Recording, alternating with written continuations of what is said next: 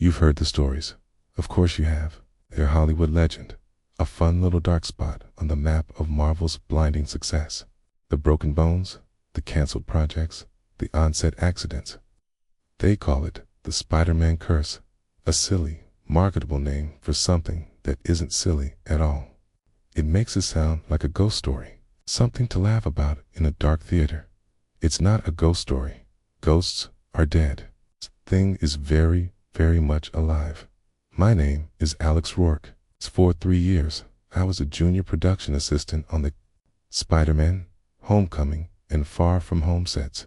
My job was to be a ghost, to be everywhere, to see everything, to make sure the cogs of the billion-dollar machine turned smoothly, and to be utterly, completely forgotten.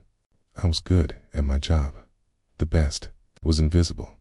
But some things have a perception beyond sight.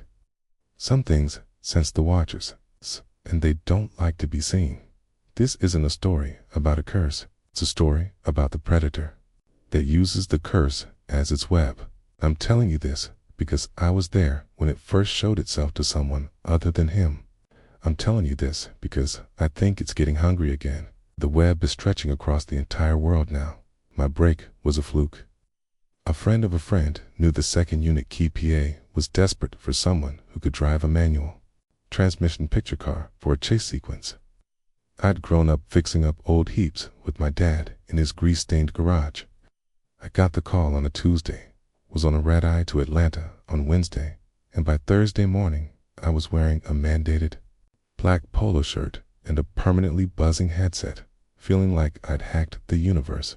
Pinewood, Atlanta Studios. It's a fractal, endless place. A city of illusion built inside a warehouse complex. Sound stages the size of cathedral naves. Miles of winding corridors dressed to look like Queens, New York, and a constant low hum of generators, hydraulic rigs, and the static hiss of 100 walkie-talkies.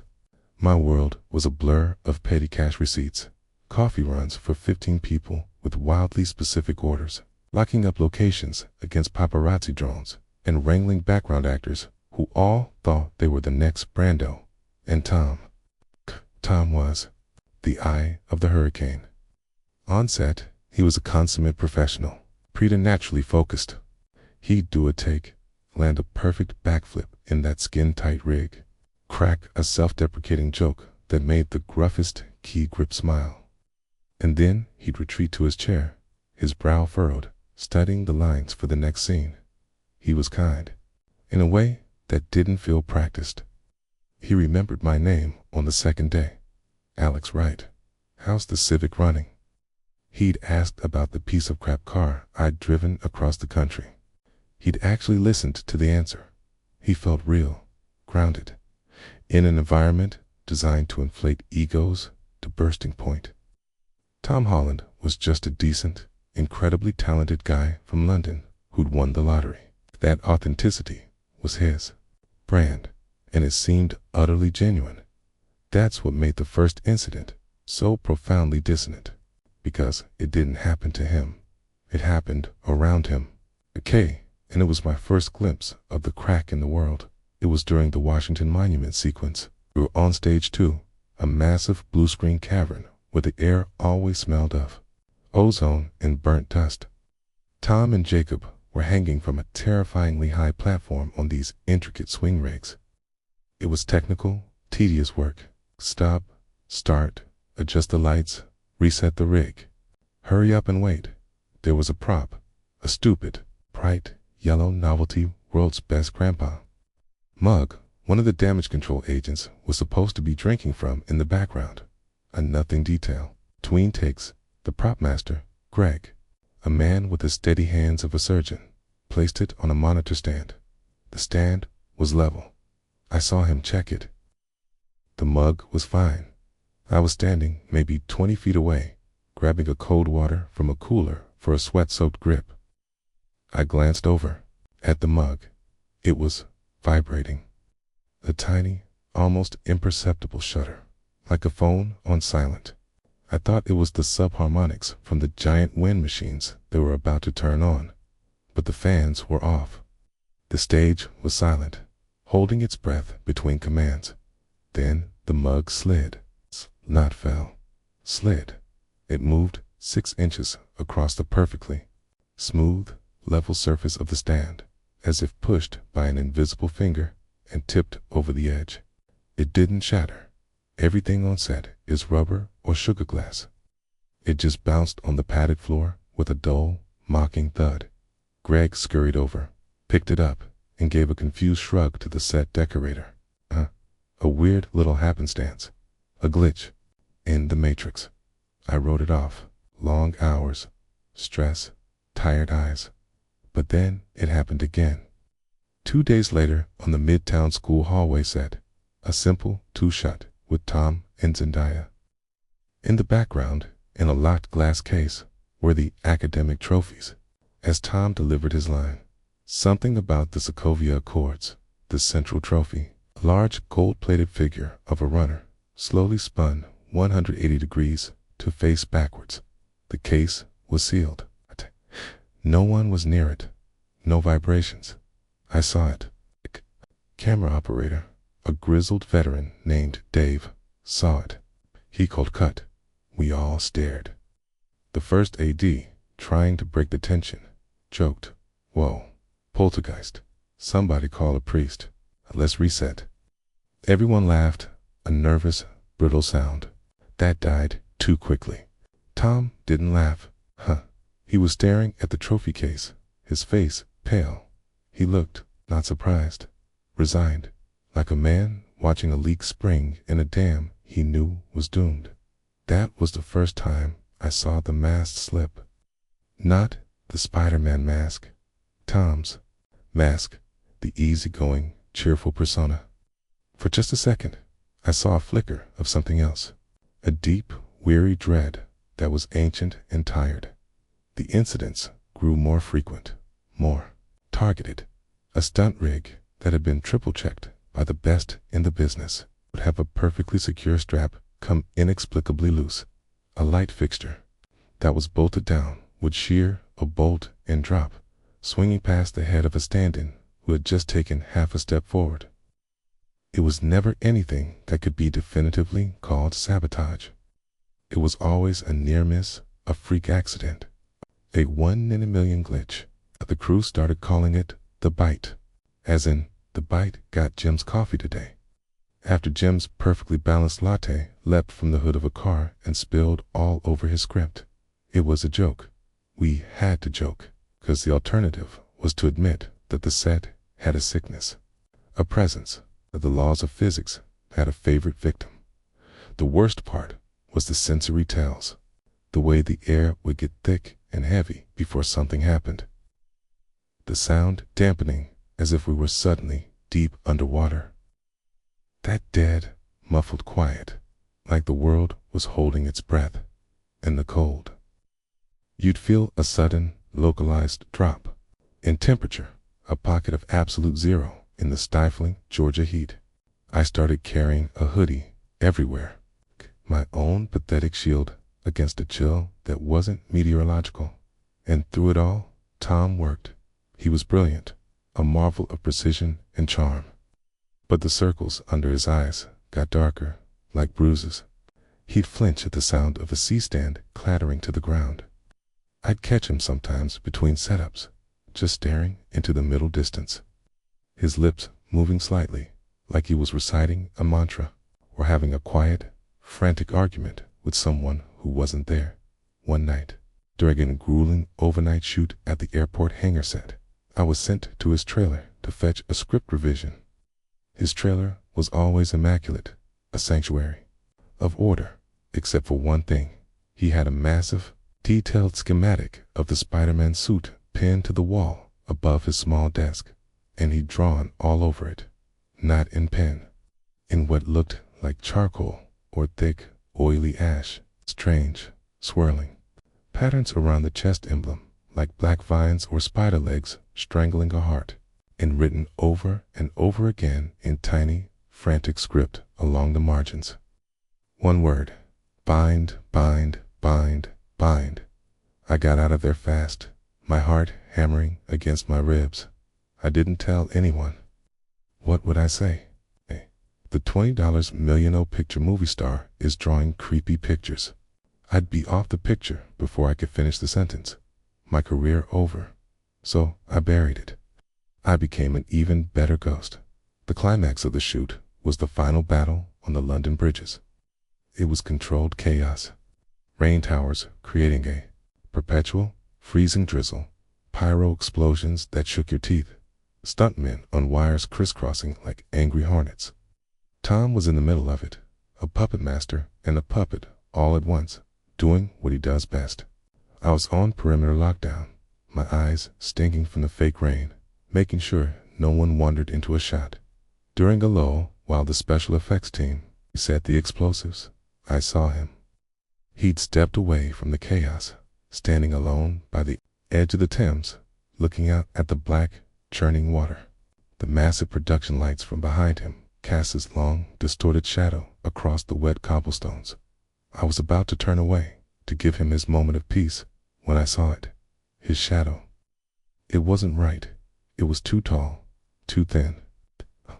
Proportions were all wrong, and it had too many limbs. It wasn't a human shadow.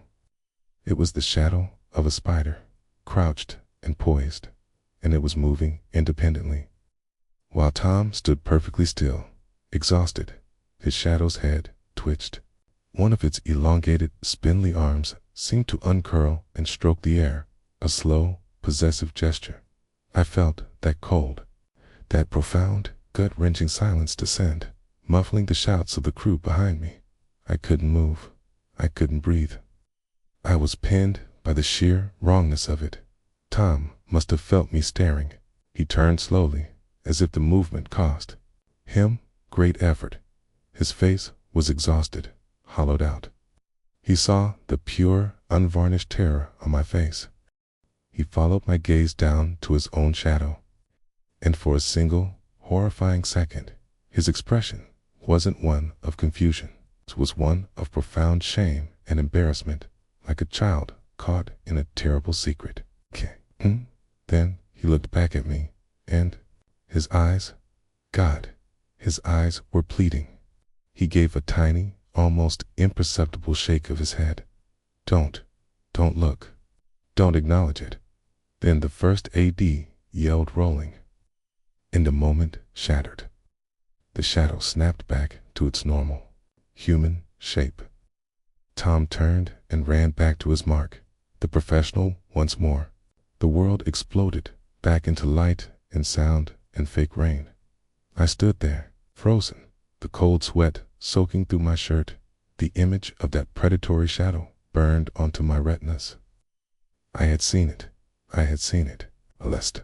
And it had seen me. The London shoot wrapped. We went back to Atlanta for pickups and additional photography. The mood had changed. The jokes about the bite stopped entirely. The set was tense, quiet, funereal. People did their jobs with a grim efficiency and got the hell out. The joy was gone. It felt like we were finishing a sentence we all knew, ended with a scream, and we just wanted to get to the period, the final day, my last task. We were on stage for the detailed, full-scale interior of the Stark jet. It was a simple insert shot. Tom, as Peter, just had to reach into an overhead bin, pull out a suitcase, and look frustrated that it was the wrong one. That's it. In and out in 20 minutes. CAKEWALK. The set was closed. Skeleton crew. Just the director, John Watts, the DP, a camera op, a sound guy with a boom pole, a script supervisor, and me. I was there to handle the case prop, to make sure it was placed exactly right in the band. We rehearsed the move. Simple. Clean.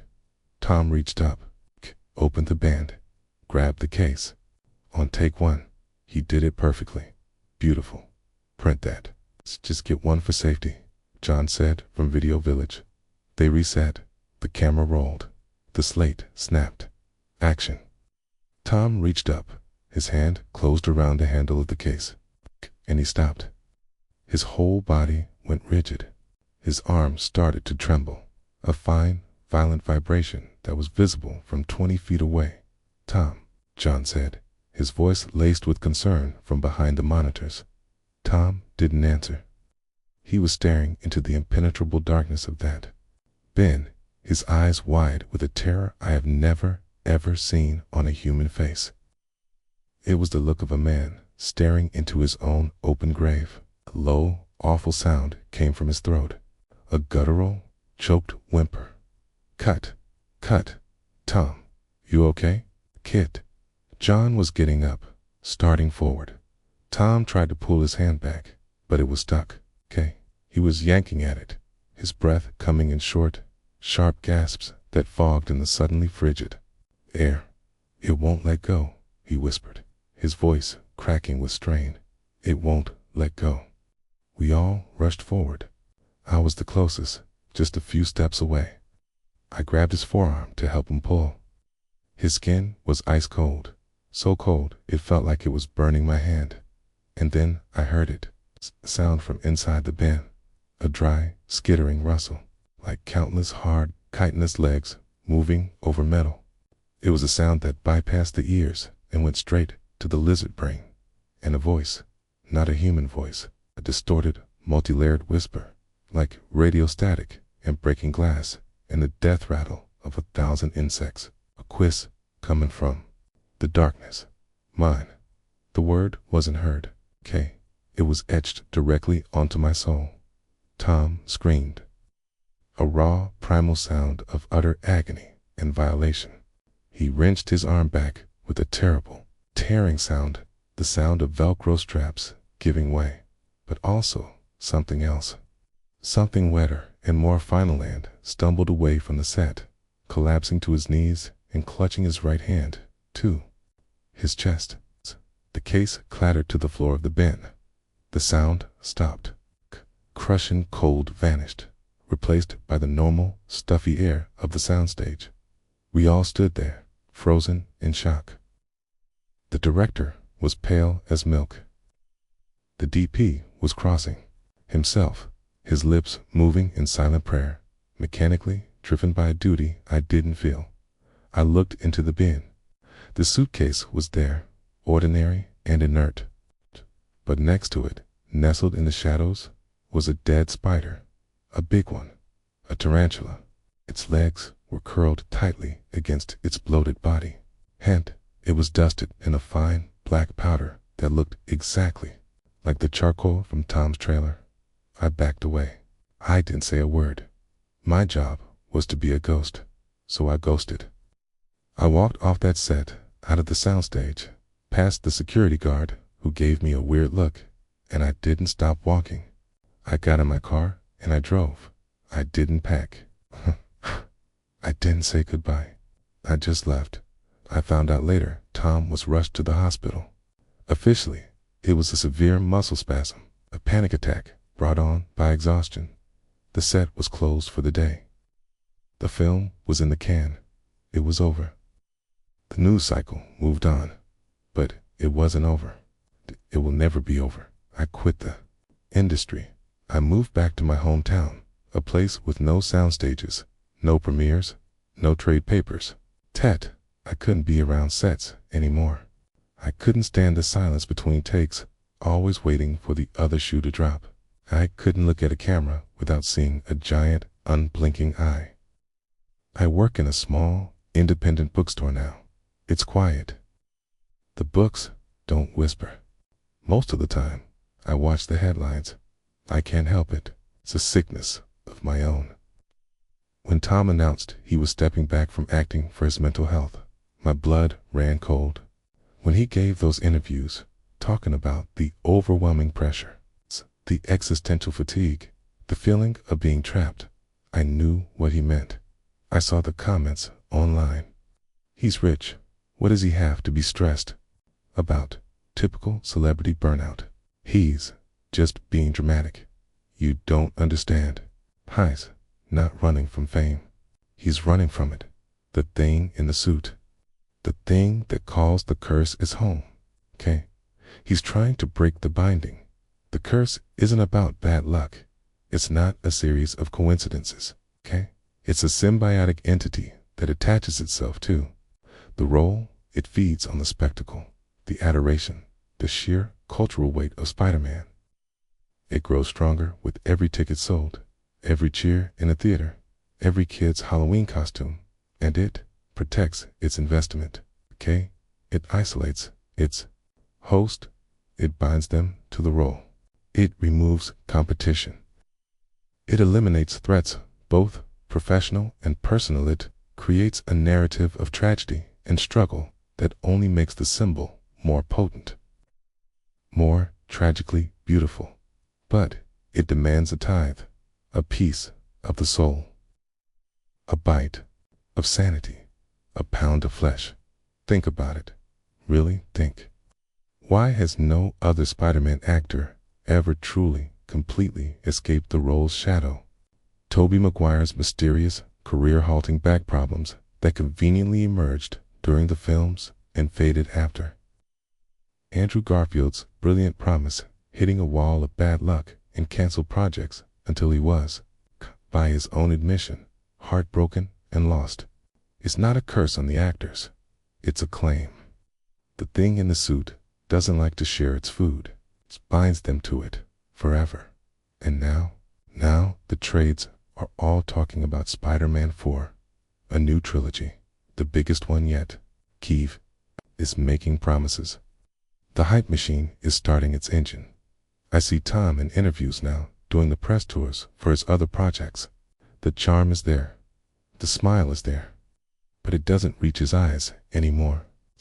They look glazed, empty, like he's watching the world from a million miles away, from the bottom of a very deep well. Sometimes, in a flash of a paparazzi photo, the light hits his eyes just wrong, and they don't look like eyes at all. They look compound, fractured into 1,000 tiny reflective fragments. I'm telling you this because I was a witness. I saw the shadow move. I heard the voice in the dark. I felt the cold of its touch. I have the nightmares to prove it. I still can't sleep in a completely silent room. This isn't a game. This isn't a fun conspiracy for Reddit threads. It's a warning. The next time you buy a ticket, the next time you cheer for Spider-Man's swinging to the rescue, just remember what you're really feeding. Your applause is its sacrament. Your obsession is its cage. Your belief gives it power.